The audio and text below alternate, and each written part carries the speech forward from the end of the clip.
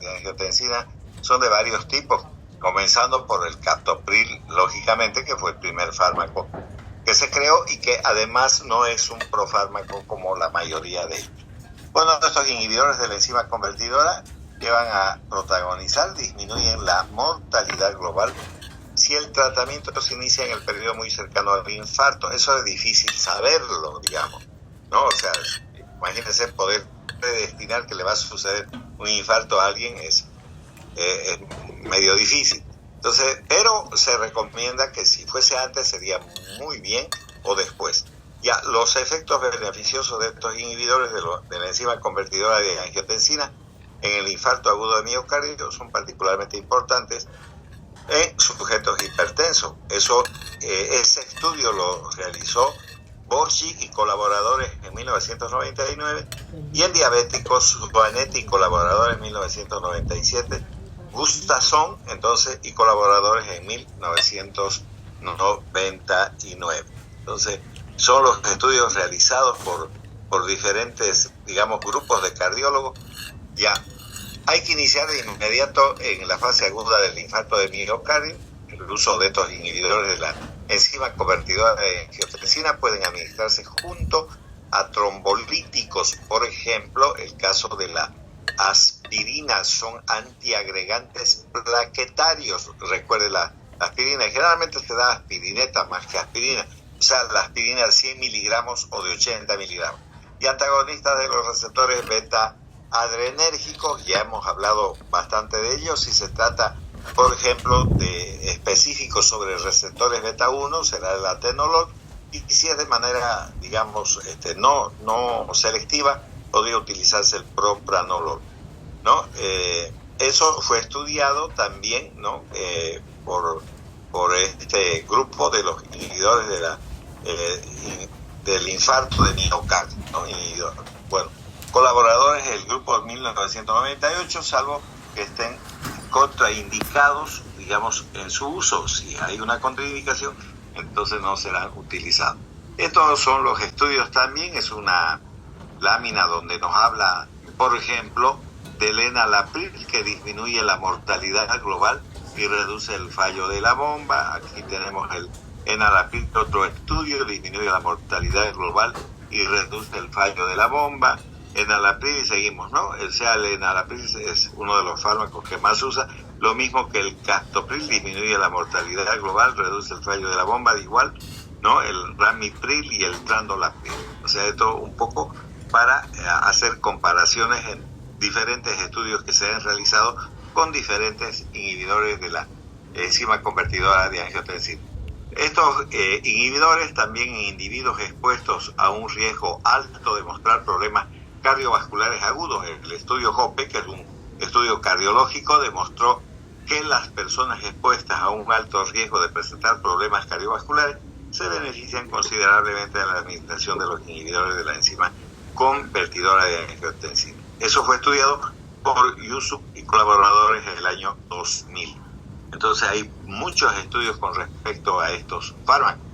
La inhibición de la enzima convertidora también disminuye de modo considerable la frecuencia de infarto agudo de miocardio, accidentes cerebrovasculares que son graves, muchos de ellos pueden ocasionar la muerte y otros obviamente pueden generar lesiones irreversibles, como son las parálisis musculares, ya sean cuadriplegias, hemiplegias o lo que sea, y muerte en pacientes de diversa índole que no tenían disfunción del ventrículo izquierdo, pero sí datos de vasculopatía o diabetes y otros factores de riesgo de enfermedad cardiovascular. Ahí también tiene esos resultados. También se puede utilizar en la insuficiencia renal crónica. La diabetes es el trastorno que origina en un promedio un 33% de todas las nefropatías, ¿no?, en etapa terminal. El estudio de Lewis y colaboradores, 1993, demostró que las personas con diabetes tipo 1 y nefropatía diabética, el captopril evita o retrasa la evolución de esa nefropatía. Entonces, importante. Recuerden, pero que además que estos IECA no tienen una efectividad muy importante en el 100% de las personas, sino apenas en un 50%. Además, los inhibidores de la enzima convertidora de angiotensina también pueden frenar la progresión de la retinopatía en diabetes, que puede causar dos cosas, o sea, afectar en realidad la retina, como también puede generar catarata. Entonces, tipo 1, Chauverdi y colaboradores, 1998, también retrasan la evolución de la insuficiencia renal en sujetos con diversas nefropatías no diabéticas. Eso estudió Macho y colaboradores en 1996 y puede detener el deterioro de la filtración glomerular incluso en individuos con nefropatía grave. Eso fue estudiado por Rugenetti y colaboradores en 1999. Bien, efectos adversos de los IECA. Vamos a también tener reacciones adversas. Hemos comentado en la clase presencial que estos fármacos, sobre todo el enalapril, podrían producir tos, por ejemplo, ¿no? Pero vamos a ver todos los efectos adversos que pueden llegar a provocar estos medicamentos. Entonces, las reacciones adversas graves, debido al uso de los inhibidores de la enzima convertidora, son poco frecuentes, pero los más comunes son los siguientes. Entonces, puede generar hipotensión. Después de la primera dosis de un inhibidor de la enzima convertidora, ocurre disminución de la presión arterial en sujetos con aumento de la actividad de renina plasmática. Recuerden que esa renina es liberada por el aparato yuxtaglomerular y completa ese sistema renina-angiotensina-aldosterona que ya hemos mencionado en este tema. La tos, entonces, ocurre entre el 5 al 20% de los pacientes. Aparece tos seca, molesta, casi nunca se relaciona con la dosis y es mucho más frecuente en las mujeres. Generalmente cuando están por dormir aparece esa tos. Entonces el paciente se va a quejar y lo que tiene que hacer el médico es cambiar por otro IECA que produzca menos tos. Pero ya saben que las mujeres son las más afectadas. La hiperpotasemia también puede causar hiperpotasemia en personas con insuficiencia renal o en aquellos que toman diuréticos ahorradores de potasio, por ejemplo la espironolactona, la amilorida y el triamtereno son los ahorradores de potasio. Antiinflamatorios no esteroideos también por el sistema prostaglandinas, que lo hemos visto en el mecanismo de acción. En la insuficiencia renal aguda, la inhibición de la enzima convertidora de angiotensina favorece la aparición de insuficiencia renal aguda en sujetos con estenosis bilateral de la arteria renal. Recuerden que esa hipertensión con estenosis bilateral de la arteria renal es una hipertensión secundaria y habría que hacer estudios muy importantes para llegar a determinar ese problema que generalmente podría terminar en cirugía. Exantema cutáneo, los inhibidores de la enzima convertidora suscitan un exantema maculopapular que puede no generar escozor. En realidad, recuerden que la mayor parte de las alergias generan esa picazón, ese escozor en la piel. También pueden generar proteinuria. Los inhibidores de la enzima convertidora se han relacionado con una proteína más de 1 gramo por día. Y no hay que confundir con que ya el paciente está en un estado de insuficiencia renal. También pueden generar problemas durante el embarazo, por eso se llama potencial fetopático. Si bien los inhibidores de la enzima convertidora no son teratógenos, durante el periodo temprano de la organogénesis, estoy hablando eso aproximadamente de las 8 semanas en adelante, 8 semanas sería todavía dentro del primer trimestre, proporciona de manera continua estos medicamentos durante el segundo y tercer trimestre, tal vez genere oligodramnios, o sea, disminución de la cantidad del líquido amniótico, hipoplasia de la bóveda craneal también pueden generar, y pulmonar, retraso en el crecimiento y muerte fetal también puede generar estos medicamentos durante el embarazo. El edema angioneurótico, una etapa más de la alergia de la clasificación de Arthur, eso ocurre en el 0,1 al 2% de los pacientes. Los inhibidores de la enzima convertidora inducen a la inflamación rápida de la nariz, garganta, boca, glotis, laringe, labios, lengua. Estos efectos adversos, llamado edema angioneurótico, al parecer no se relaciona con la dosis y casi siempre aparece en el transcurso de la primera semana de tratamiento. Después, la pérdida del gusto, la disgeusia, puede aparecer alteración del gusto o pérdida del mismo, ocurre más a menudo con el captopril que con los otros fármacos también. Después puede generar también neutropenia, si bien la frecuencia de la neutropenia es baja, predomina en hipertensos con vasculopatía de la colágena. O sea, hablamos de vasculopatía relacionada con enfermedades de la colágena, al lupus eritematoso, por ejemplo, o enfermedad del parénquima renal. La glucosuria podría también confundirse con una diabetes, pero pueden estos medicamentos generar eso. Un efecto adverso raro, pero reversible, es el escape de glucosa hacia la orina en ausencia de hiperglicemia, es decir, que se tiene comprobado que el paciente no tiene diabetes para poder valorar este aspecto también. También puede generar hepatotoxicidad, es inhabitual y además reversible, casi siempre de la variedad colestática, lo que habrá que tener presente, sobre todo porque muchos de estos medicamentos en el hígado se transforman en su forma activa.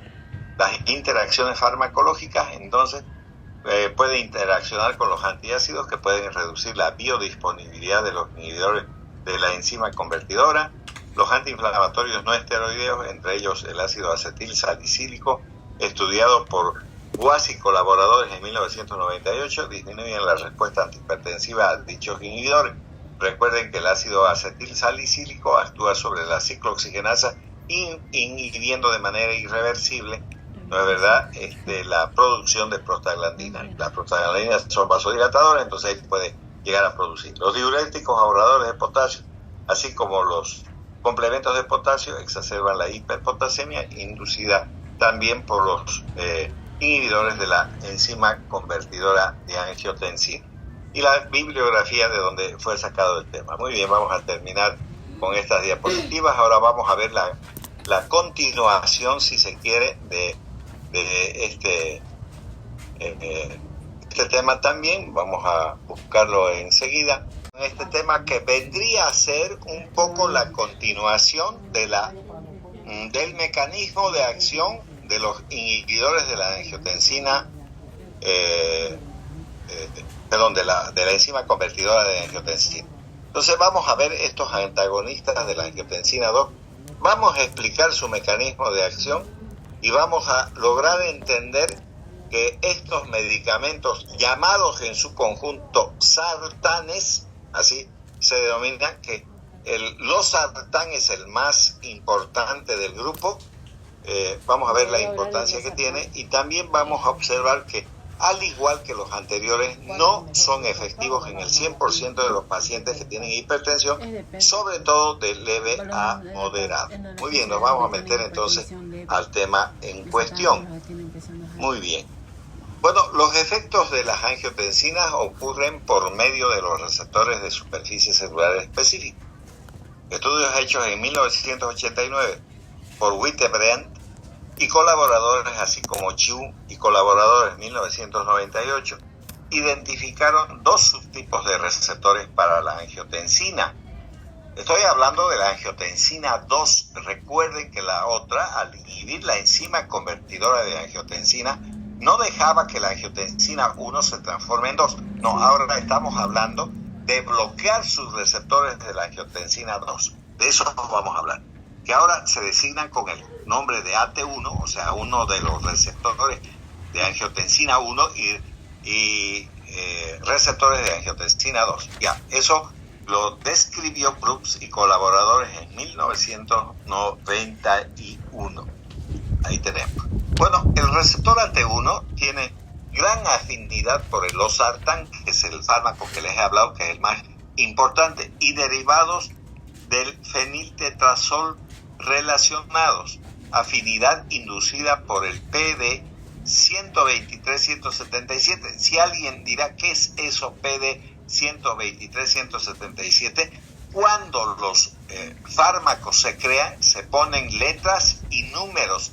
Entonces un fármaco que no tiene nombre todavía, que se llama PD 123-177, y derivados 1-bensil espiracina relacionado, y afinidad baja por el CGP421-12A.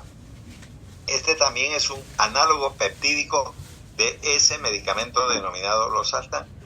Ahora, el receptor AT2 posee gran afinidad por el PD 123-177 y el CGP421-12A, pero baja por el losartán. Entonces nos está mostrando que estos fármacos, que pese a que están relacionados desde el punto de vista estructural químico, no se han puesto en el comercio porque tienen una actividad muy importante sobre los receptores AT2, y eso no nos importa porque no nos sirve bloquear ese tipo de receptores. Los que nos sirven bloquear son los receptores AT1, no los AT2. Y vamos a ver la razón por qué en las siguientes diapositivas. Entonces nos metemos al asunto. Bueno, aquí está, esto sí deben de, no sé, pues sacarle foto o copiarlo, no lo sé. Entonces fíjense, en la parte superior está la angiotensina 2. ¿Cómo se formó la angiotensina 2? Primero la renina, liberada por el aparato justaglomerular, viaja al hígado. El hígado se une con el angiotensinógeno. Entonces funciona como una enzima que transforma justamente al angiotensinógeno en angiotensina 1, se vuelca al torrente circulatorio. Esta angiotensina 1 viaja al pulmón, se encuentra con la enzima convertidora de angiotensina y lo transforma en angiotensina 2. Esa angiotensina 2, ya estamos ahí, hasta ahí hemos llegado, entonces tiene acciones sobre dos tipos de receptores: los receptores AT1 y los receptores AT2. ¿Qué pasa si la angiotensina 2 actúa sobre los receptores AT1? Entonces produce vasoconstricción. Al producir vasoconstricción, ¿qué hace? Eleva la presión arterial, y lo que yo quiero es bajar la presión. Entonces convendría bloquear AT1. Pero sigamos viendo qué más produce cuando la angiotensina 2 se une al receptor AT1. Genera proliferación vascular. O sea, no sé si han visto en las personas que tienen varices la presencia de unos vasitos de color lila. Bueno, eso es la proliferación vascular. Secreción de aldosterona también produce. ¿Qué hace? La aldosterona sí se secreta, ¿no? Retiene sodio y agua y aumenta la presión arterial. Proliferación de cardiomiocitos. ¿Cuándo se produce la proliferación de cardiomiocitos? Se produce cuando el corazón está entrando en una insuficiencia cardíaca y se está hipertrofiando. Entonces eso tampoco sirve. Y el incremento del tono simpático, o si aumenta el tono simpático, aumenta la frecuencia cardíaca. Entonces fíjense la cantidad de cosas pésimas que ocurren cuando la angiotensina 2 se une a los receptores AT1. Sin embargo, si la angiotensina 2 se uniese solo a los receptores AT2, veamos qué pasa: vasodilatación. Si produce vasodilatación, ¿qué ocurriría? Habría caída de la presión arterial. Antiproliferación, o sea, no deja que se proliferen ni vasos sanguíneos, ni, digamos, células cardíacas, nada de esto. Entonces sigue siendo buena la acción de la angiotensina 2 sobre los receptores AT2. Y tampoco la apoptosis. Ustedes saben que es una degeneración del tejido, la apoptosis. Prácticamente termina la muerte del tejido en cuestión, porque hay apoptosis pulmonar, cardíaca o lo que sea. Bueno, muy bien. Entonces, ¿qué debemos de hacer según este cuadro? Según este cuadro, deberíamos de bloquear los receptores AT1. ¿Con qué los bloqueamos? De lo que hemos visto, obviamente, con los sartanes. ¿Cuál sartán es el más importante? Los sartán. Pero no nos sirve bloquear los receptores AT2. Recuerden los fármacos que dije que estaban con nombres experimentales. Esos no nos van a servir porque bloquean más los receptores AT2. ¿Y para qué me sirve eso? Evito la vasodilatación, evito la antiproliferación, la apoptosis. Es una soncera, pues. No es importante entonces bloquear. Recordemos entonces que debemos de bloquear los receptores AT1 y no los receptores AT2. Ya, la farmacognosia, de donde salió nuestro medicamento. O sea, me estoy refiriendo obviamente a los sartán, a ver de dónde deriva, ¿no? Diversas modificaciones entonces de la molécula peptídica de la angiotensina 2 originan compuestos como la salaracina. Entonces, ya empezamos a tener un primer fármaco que se había denominado salaracina y que contenía aminoácidos, el SAR1, VAL5, ALA8. Esos elementos son los importantes de la salaracina. La angiotensina mantenía afinidad por el receptor AT1, pero con menor eficacia intrínseca.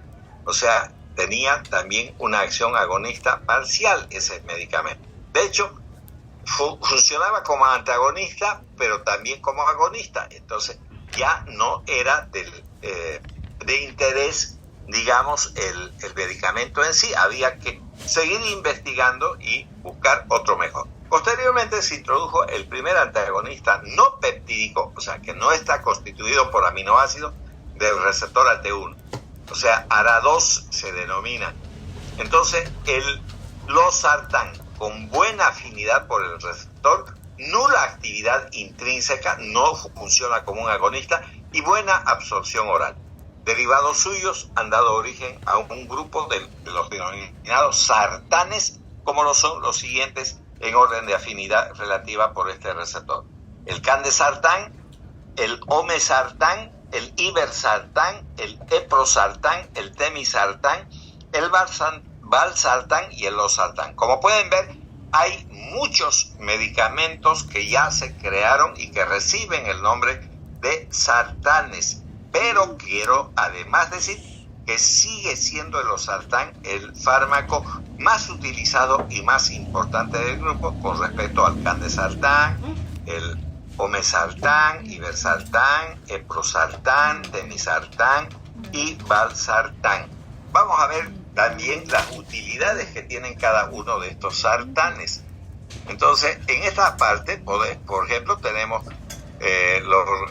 la angiotensina 2 al actuar sobre angiotensina 1, actúa sobre las proteínas G, estas proteínas G, sobre la fosfolipasa C, el inositol difosfato, que genera un segundo mensajero que es el diacilglicerol, y el inositol trifosfato, que es otro segundo mensajero. Entonces, ¿qué son estos receptores AT1? Son receptores metabotrópicos activados por proteínas G, eso que quede claro. Entonces, eso nos está mostrando esta diapositiva para que nosotros podamos entender su mecanismo de acción. Entonces, el mecanismo de acción de la angiotensina 2 actuando sobre receptores de membrana específicos llamados receptores AT1. Bueno, acoplamiento del receptor de angiotensina. Entonces, los receptores AT1 activan un gran número de sistemas de transducción de señales, incluidos la liberación del calcio y las vías de penetración del calcio en la célula, fosfolipasas, vías de sinasa, proteínas activadas por mitógeno, vía de la sinasa Janus, sinasa de proteínas de serina treonina, sinasas de tirosina, sin receptor, proteínas pequeñas que se unen al guanosin trifosfato, factores que modifican la eficiencia de transducción. También, entonces, cuando estamos hablando de estos receptores, estamos hablando de también receptores de tipo enzimático, porque esos receptores de carácter enzimático actúan sobre serina treonina, y eso es lo que nos está haciendo recuerdo. Que quede claro que esto tiene una tremenda importancia, pero no es lo medular de todo. Lo importante es que los receptores AT1 es lo que hay que bloquear, y esos receptores AT1 son activados por proteína G. Bueno, el acoplamiento más próximo entonces de los receptores AT1 a los sistemas de transducción de señales es por medio de las proteínas heterotrímeras con unión de guanosin trifosfato. Ya, en 10 minutos se va a terminar el Zoom, y cuando se termine el Zoom se acabó la clase del día de hoy. Entonces, eso quería comunicar. Bueno, tenemos solo 10 minutos. Bueno, dentro de este guanosin trifosfato entonces tenemos proteína G, como la GQ, GI, G12 y G13. ¿Qué es GQ? Es estimulante, la GI es inhibidora, la G12 estimulante y la G13 también. Entonces eso quiero que tengamos presente. Entonces, los receptores AT1 son proteínas metabotrópicas acoplados a proteínas G. Eso es lo que uno debe de saber como resumen de lo que acabamos de ver. Entonces, miremos cómo es nuestro sistema. Aquí tenemos el sistema renina-angiotensina. Entonces, el angiotensinógeno está en el hígado, se libera renina a través del riñón. Esta renina va a actuar sobre el angiotensinógeno, se la va a transformar en angiotensina 1, y la angiotensina 1 se va a transformar en angiotensina 2 por la enzima convertidora de angiotensina, que al actuar sobre la angiotensina 1 transforma en angiotensina 2. Esta angiotensina 2 va a actuar sobre receptores AT1 y AT2 que son los receptores más importantes. ¿Cuáles debemos de bloquear? Los receptores AT1 y no los AT2. Eso sería. Ya aquí de nuevo tenemos el mismo tipo de receptor. Aquí está la proteína G, la fosfolipasa C, el inositol trifosfato, ¿no? Y la movilización del calcio, como pueden observar en esta diapositiva también. Entonces, muy bien. Ahora, el losartán y el valsartán, que ven ustedes, son los primeros bloqueadores de los receptores de angiotensina 2 del tipo 1, o sea, de los receptores AT1, ¿no? El candesartán, eprosartán, ibersartán y telmisartán han sido liberados, no tienen ningún efecto sobre la bradicinina y por eso son bloqueadores más selectivos de los efectos de la angiotensina que los inhibidores de la enzima convertidora de angiotensina. En lo que se refiere a su mayor potencial, es una inhibición más completa de la acción de la angiotensina comparada con los inhibidores de la enzima convertidora de angiotensina. Aquí tenemos las estructuras químicas de cada uno de estos fármacos denominados sartanes: el candesartán, losartán, valsartán, ibersartán, olmesartán, temilsartán, eprosartán. Entonces ya ahí tienen ustedes las diferentes estructuras químicas desde el punto de vista de su efecto farmacológico. Entonces, los bloqueadores de los receptores de angiotensina 2 se ligan a los receptores AT1 con una gran afinidad. Muestran una afinidad de 10.000 veces mayor que para el receptor AT2. La unión de los bloqueantes de los receptores de angiotensina 2, ¿no? O del receptor AT1 es de tipo competitiva. Entonces, una inhibición de tipo competitiva, como ustedes pueden ver. El candesartán ocupa el lugar predominante como supresor de la respuesta máxima de la angiotensina 2, en tanto que es menor el bloqueo insalvable, irreversible, quiere decir, por acción del ibersartán, eprosartán, telmisartán y valsartán. El losartán, por sí mismo, muestra también un antagonismo insalvable, irreversible, quiere decir, pero su metabolito, esto también quiero que grave, que es el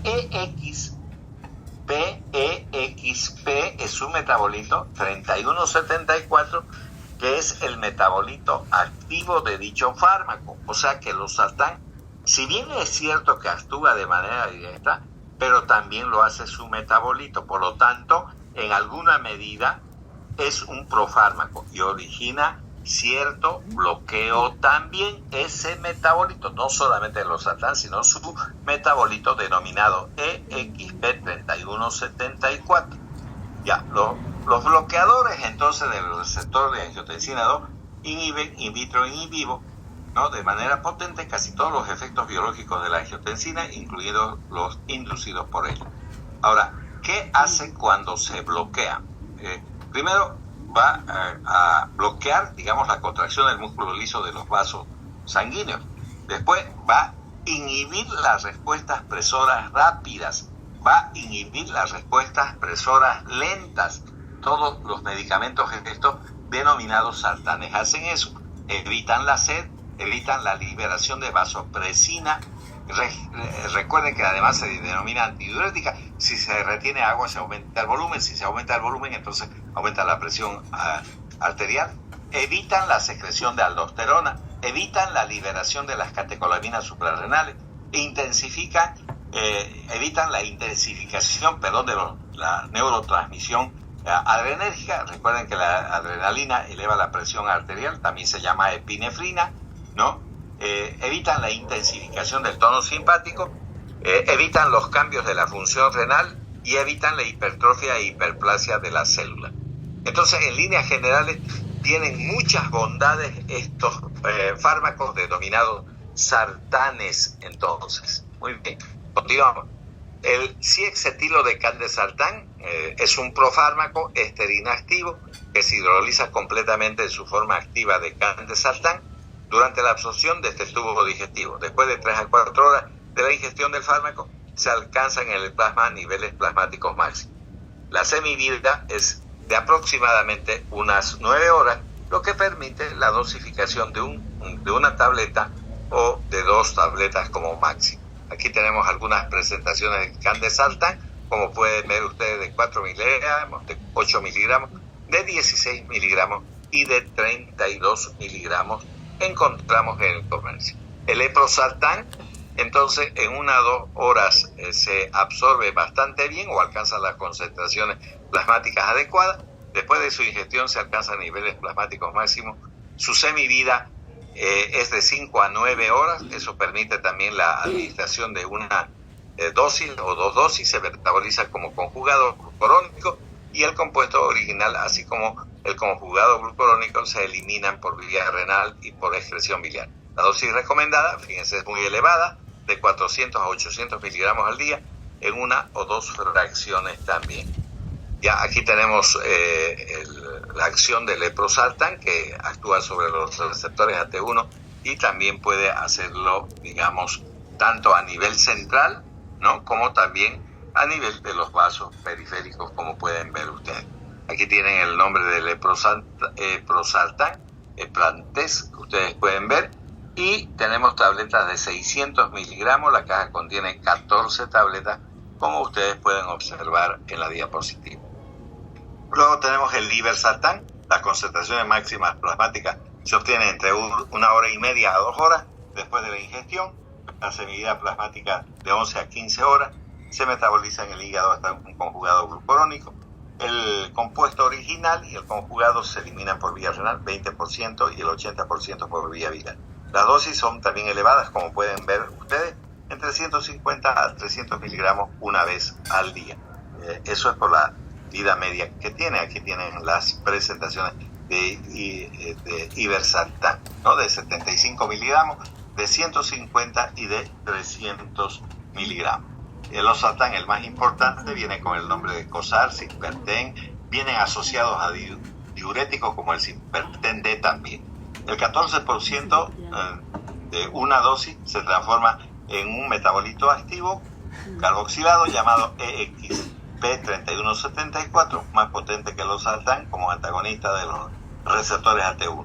También se metabolizan a productos inactivos mediados por citócromo P450 por sus citócromos, la CYP2C9 y la CYP3A4. 3 horas después de la ingestión se obtienen valores plasmáticos máximos tanto del losartán como del metabolito, que es el EXP3174. Las semividas plasmáticas son de 2 horas y media y de 6 a 9 horas respectivamente, de 2 horas y media del losartán y obviamente de su metabolito entre 6 a 9 horas. Ya la eliminación del losartán y del EXP es de 31, del EXP3174, en el plasma es de 600 y de 50 ml minutos respectivamente.